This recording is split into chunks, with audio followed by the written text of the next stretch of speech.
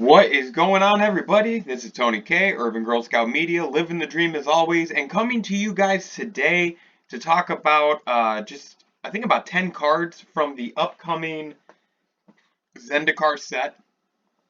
Kind of has me excited. Zendikar Rising. Should be fun. Let's jump right into it. Before I do, I want to just ask you guys a favor.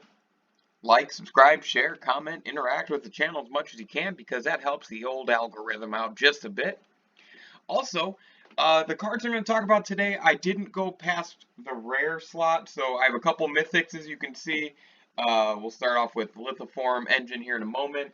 And then, really, just a bunch of rares I want to talk about. We'll do a full set review a little bit later, but let's get into it. So, lithiform engine.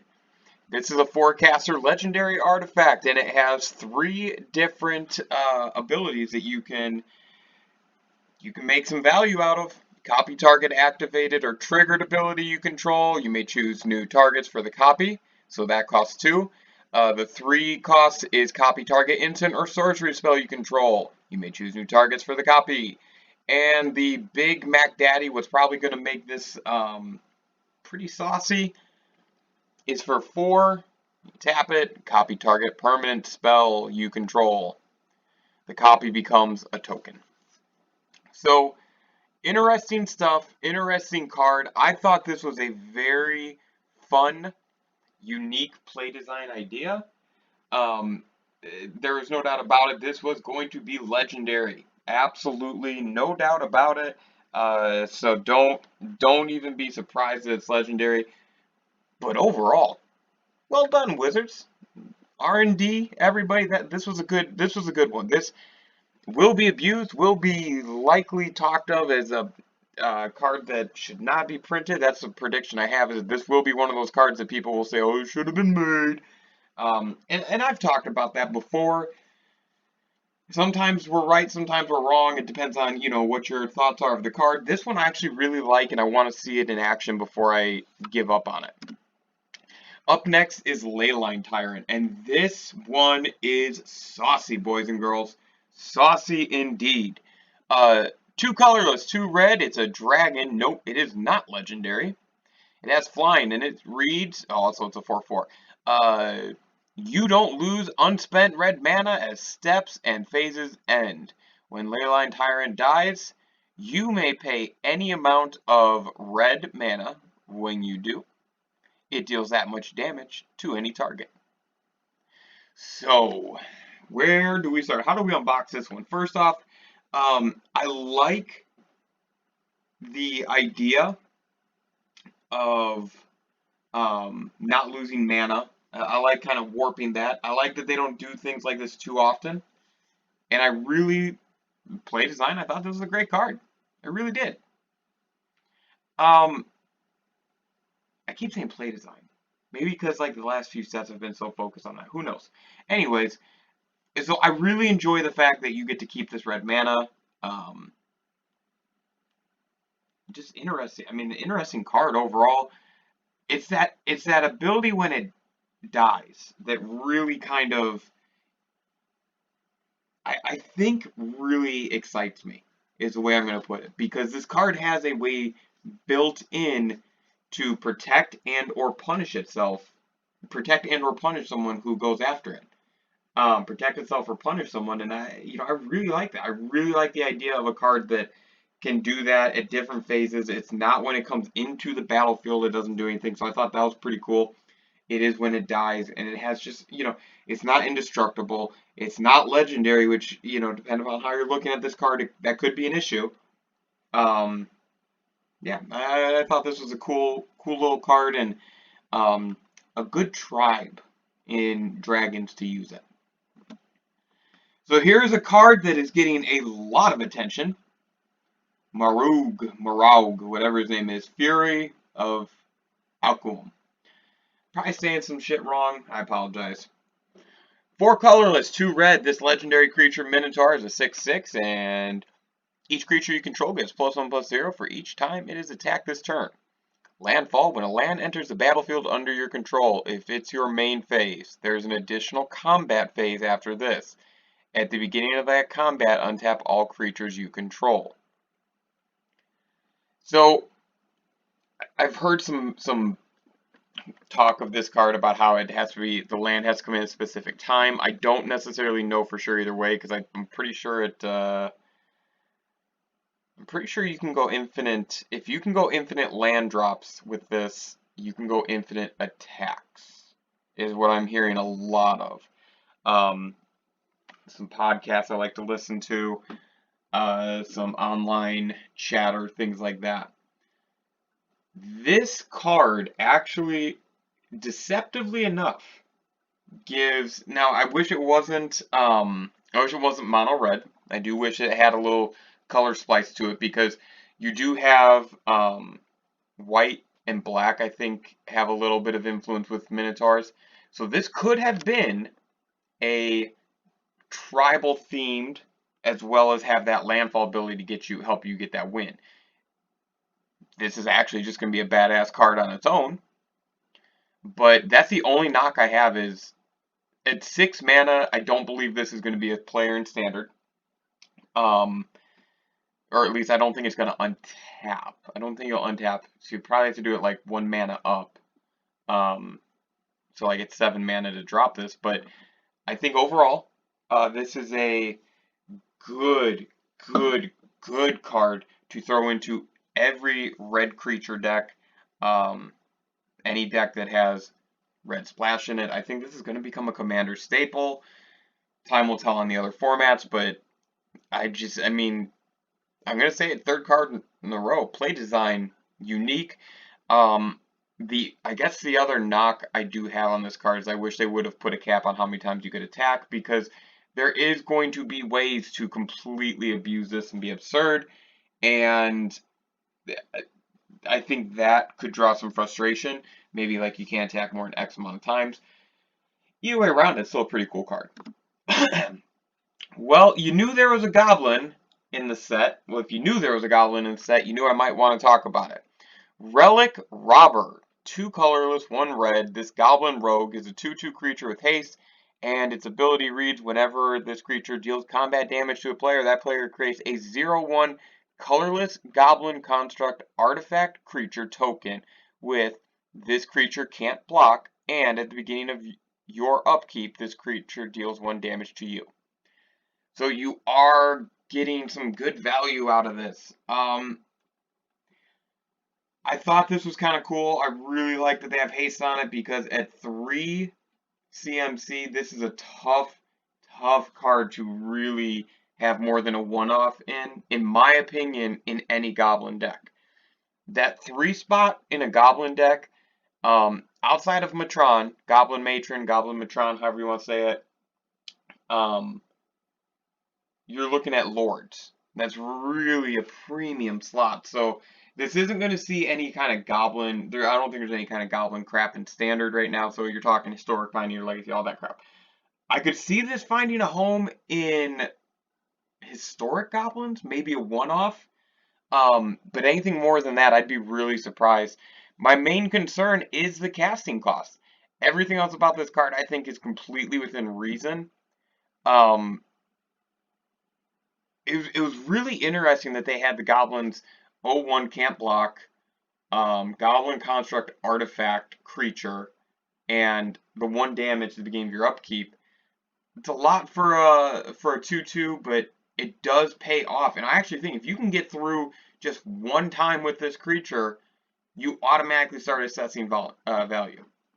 A lot of red cards on my list, if you can't tell. I thought this was a really powerful set for red. And this card may not be the most powerful, but it is definitely fun looking. And it has a keyword on it that I think you need to start paying attention to, especially as we get closer to that D&D set coming up next year.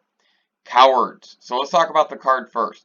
Kargan Intimidator. This is 1 colorless, 1 red. Human Warrior, 3/1. And it says cowards can't block warriors. And then it has an ability that you can pay 1. and you get to choose one that hasn't been chosen this turn, so you can actually play all three of these if you have them, if you have the mana for it. This creature gets +1/+1 until end of turn. Target creature becomes a coward until end of turn. Target warrior gains trample until end of turn. So you could conceivably do 3 different things each turn with it. I like this coward mechanic, ability, keyword, creature type, whatever, basically pacifism style deal that they seem to be slowly trickling in. And my prediction on this is that by the time this D&D themed set comes out, maybe even that Return to Innistrad, I think we're going to see more cowards printed. We also know Modern Horizons 2 is coming, and there were a lot of cards that use that keyword coward in it. What else can I really say about this card other than it does a lot to help itself and help your other creatures? And that, to me, pretty awesome. So let's go to a white card, shall we? Arkhan, I don't know, of Emeria. This is a 2/3 creature. It has flying. Each player can't cast more than one spell each turn, and non-basic lands your opponents control enter the battlefield tapped. So there is a drawback to this that you are limited to 1 spell per turn. However, I've seen several builds of mono white taxes in Historic that I think will use this. And sorry guys, I do have a tasty beverage. A Moscow Mule for your boy. It's been a long day. Anyways, I like the drawback to this card. With it being a 2/3, it's not overly powerful. Flying makes it pretty awesome. But I think that what we're gonna see is there's a lot of non-basic land stuff being made, and cards like this are actually necessary. And generally by your 3 or 4 drop, if you're dropping a creature every turn, if you get this in mono white, let's just say Historic, because that's where I've seen it most recently, mono white taxes or whatever, I can't imagine you're in too bad of a spot to where it's going to hurt you to only be able to play 1 spell. And if it does hurt you, hopefully you're getting some value to balance it out with that land. Alright, next card, Zarith San the Trickster. So 3 colorless, 1 blue, 1 black. It's a 4/4 creature, legendary creature actually, and it's a merfolk rogue. It has flash, and for 2 colorless, a blue and a black, return an unblocked attacking rogue you control to its owner's hand. Put Zarith onto the battlefield tapped and attacking. When this creature deals combat damage to a player, you may put target permanent card from that player's graveyard onto the battlefield under your control. Wow.